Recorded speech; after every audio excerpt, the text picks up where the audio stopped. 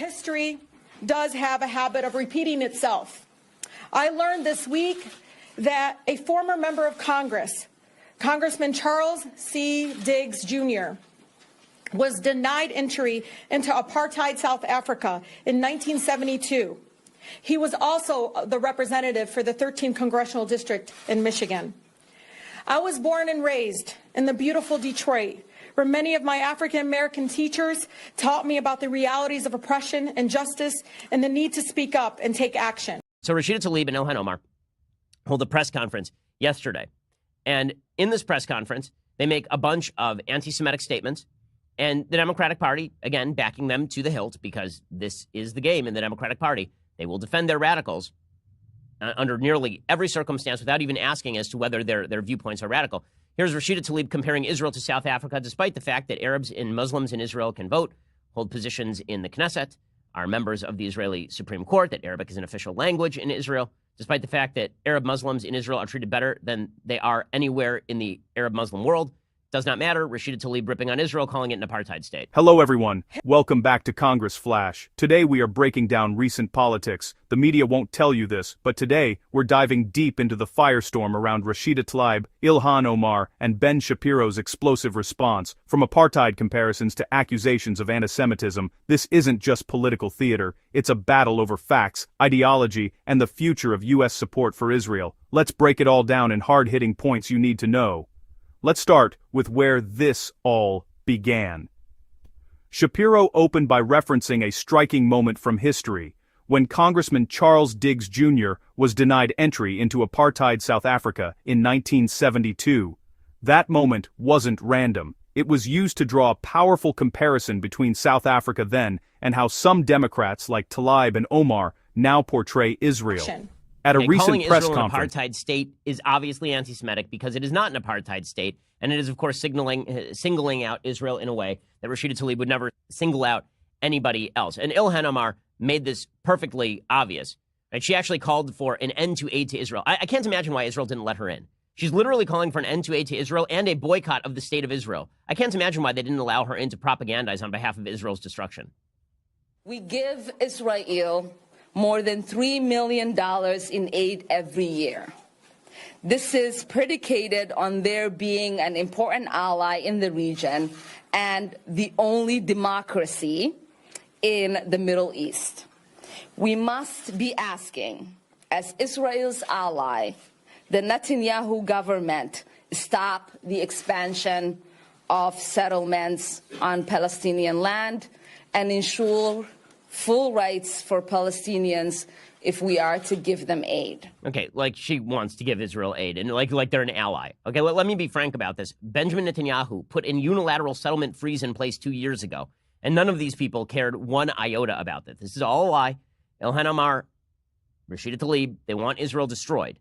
And they're obvious about this, and they're so disingenuous about it as well. Again, the idea that she is a secret ally of Israel is insane. You have to be a nutty person to believe this sort of nonsense. And she tried her intersectional appeal. She tried to say, people keep calling me an anti-Semite. I don't know why, even though I just tried to campaign with a group that has pushed the blood libel. Sure, I don't know why people keep calling me an anti-Semite. You know what this is? This is all about Trump trying to separate Muslims from Jews. I would go more with it is you being a radical Jew hater.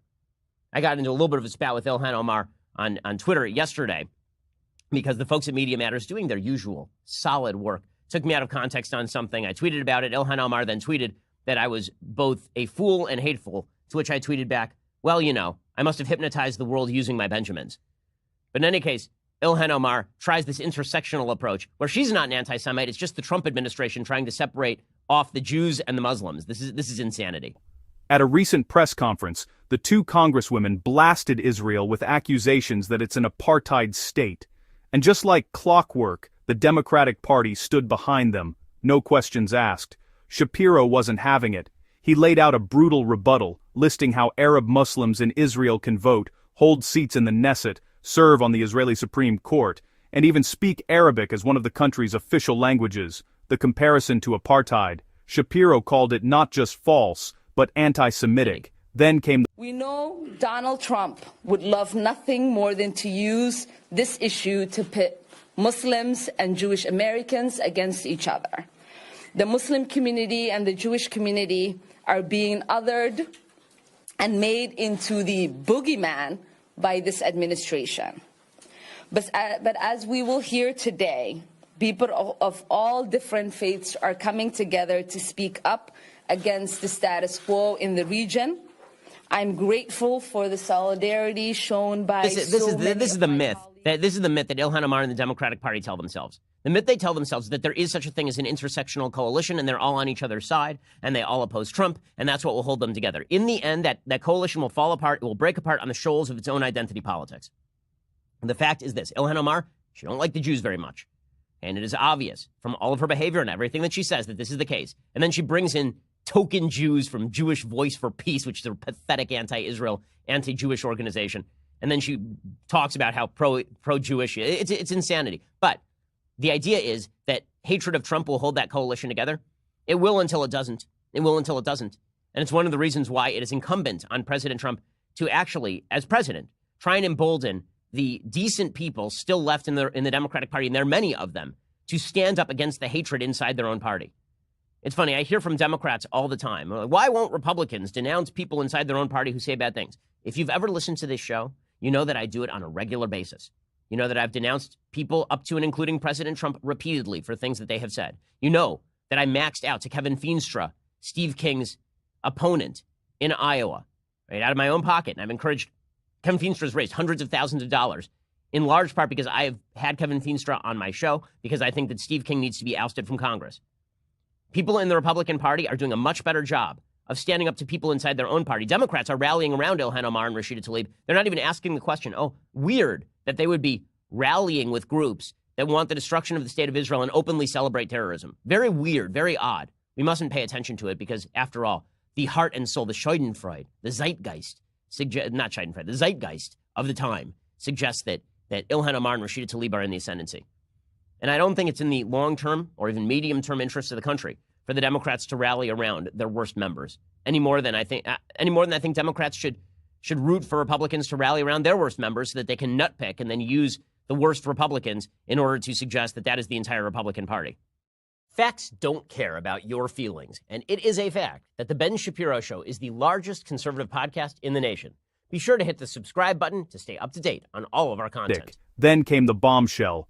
Ilhan Omar demanding the U.S. cut aid to Israel. Let's be clear. Israel receives over $3 billion in U.S. aid annually. Why? Because it's a strategic, democratic ally in the Middle East. So when Omar calls for an end to that relationship, Shapiro says the agenda is crystal clear.